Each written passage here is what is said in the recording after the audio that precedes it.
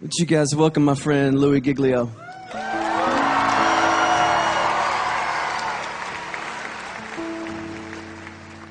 You guys can have a seat. Thank you so much. Man, what a great confession. We're calling this, I think you knew this already, the How Great Is Our God Tour. Not just because God has given Chris this phenomenal song that circled the globe, but we're calling it the How Great Is Our God Tour because we are here tonight worshiping a God that is far beyond anything we could ever dream of or imagine. We are here tonight to worship a huge, massive God of grace and glory. If there's anything that could happen tonight, our heart is that we will leave tonight with at least a couple of things having happened to us. One being that our view of God will be completely blown up all over again, and that the view that we have of God will be expanded in this place tonight. And that we will leave here with the confidence that He is able to hold on to us and hold us together no matter what circumstances come our way in this lifetime. And if you were with us on the Indescribable Tour, we sort of took a swing at that first part, looking at the bigness of God and the greatness of the universe. Anybody make it out to the Indescribable Tour, by the way? A few of you guys were there. The story of it in a nutshell was that the heavens are telling the glory of God. Their expanse declares the work of His hands. In other words, all you have to do is look up and you see the size of the God that we're worshiping tonight. We ended that, just a little review, with this galaxy right here, the Whirlpool Galaxy. You're like, man alive, we're talking about astronomy at a Christian worship service. Why not? The God that we're worshiping tonight is the one who created that right there. It's called the darling of astronomy. The reason why is it's sitting completely perpendicular to us on Earth. And when we look up at it, we get this beautiful view. But check this out. The Whirlpool Galaxy is 31 million light years away from where you're sitting right now. Okay, they got nothing in here tonight. 31 million light years away. That's just the first little thing we got to catch up with tonight. By the way, the story opens like this. In case you forgot, in the beginning, God created the heavens and the earth, and He said, "Let there be light," and there was light. And that was a phenomenal moment when that happened, because light came out of the mouth of God traveling 186,000 miles a second. That's how fast light is traveling through the universe. And so a light year, therefore, is how far light travels in 1 year, and I'll do the math for you. It's 5.88 trillion miles is a light year. So, as we talked about before, when you start to get around in the neighborhood of God, the mile is not going to help you. The yardstick, the ruler, the tape measure, these things are of no value in the universe that God has made. We're using a ruler called a light year that's 5.88 trillion miles long. And if you'd like to go to the Whirlpool Galaxy, be my guest. All you have to do is multiply 31 million, that's how many light years it is away, by 5.88 trillion miles, and that's the distance that you've got to cover. Anybody with me so far? I'm wondering, are there any science lovers here tonight? Because we're going to have a little scientific content tonight, and I need to know if anybody's going to be with me so far. So you do the math, or you could look at it a different way. You just have to travel 186,000 miles a second for 31 million years, and voila, you will arrive at the Whirlpool Galaxy.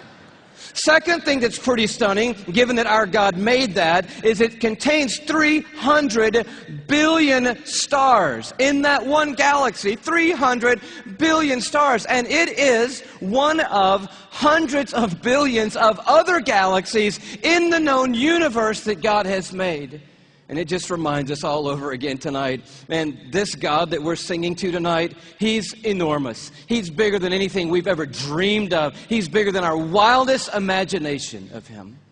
But we ended by looking inside that thing, and this is pretty stunning. Those of you who've seen it remember, but the Hubble Space Telescope is circling the Earth at 360 miles above the Earth, and it takes amazing images of these galaxies and other phenomena of the cosmos, and it looked into that white core of the Whirlpool Galaxy, and lo and behold, there is a black hole in there.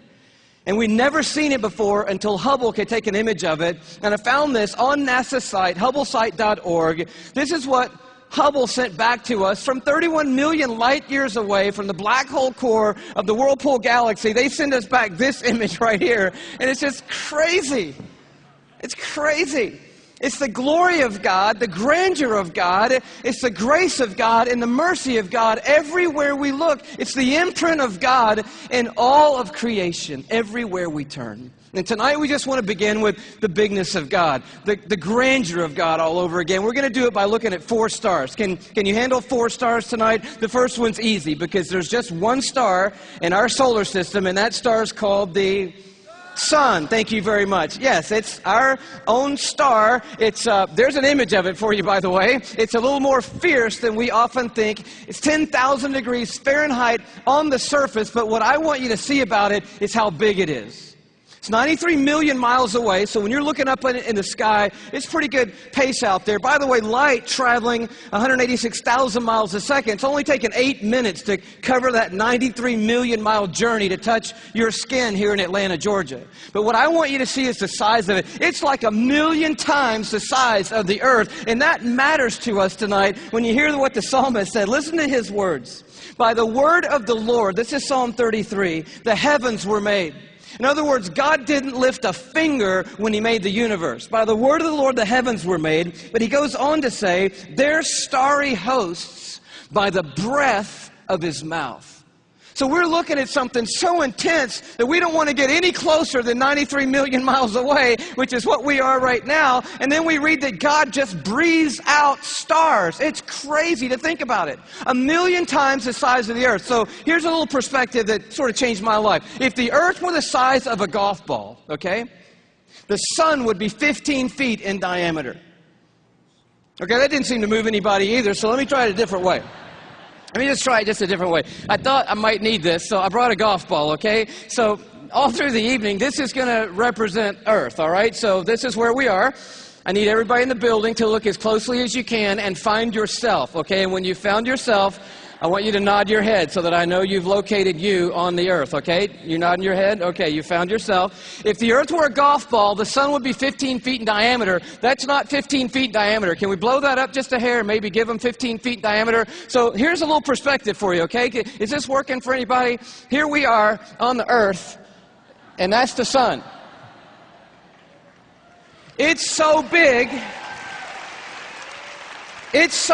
you could put 960,000 Earths inside the sun. So if the earth were a golf ball and the sun were 15 feet in diameter, you could put 960,000 golf balls inside that 15-foot diameter sun. That's enough golf balls, by the way, because I know that seems like a big number, to fill a school bus with golf balls could fit inside the 15-foot in diameter sun. It's a massive star, and it's one of hundreds of billions of stars in the Milky Way galaxy, our cul-de-sac in the neighborhood called the cosmos that God has made. It's huge, and we're worshiping a star-breathing God tonight. But I want to tell you about the second star, okay?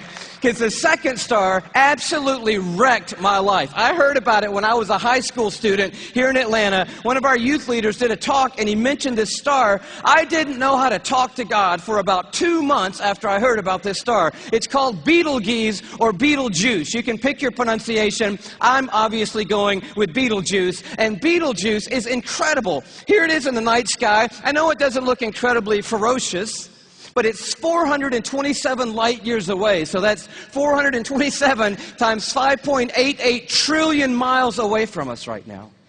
Draw it in a little closer with the Hubble Space Telescope, and you can start to get a little bit of the feeling of its intensity. But this is the crazy thing about Betelgeuse. Are you ready for this? Betelgeuse is twice the size. Are you ready? You think I'm going to say twice the size of the sun? Oh no, it's twice the size of the Earth's orbit around the sun, Betelgeuse is. It's crazy. If the earth were a golf ball, Betelgeuse would be the height of 6 Empire State Buildings on top of each other. Now, come on, have you seen the Empire State Building? I mean, maybe what you're going to need to do is gather the family, get a golf ball, get some plane tickets, and fly up to New York. And you're going to go into Midtown, you're going to take your golf ball and put it on the sidewalk outside the Empire State Building. Don't worry about people thinking you're crazy. They're not even going to notice you in New York. You're going to go across the street. You're going to look up at the Empire State Building and imagine 5 more Empire State Buildings on top of the Empire State Building. That's Betelgeuse, and that's the Earth, and somewhere you're on it.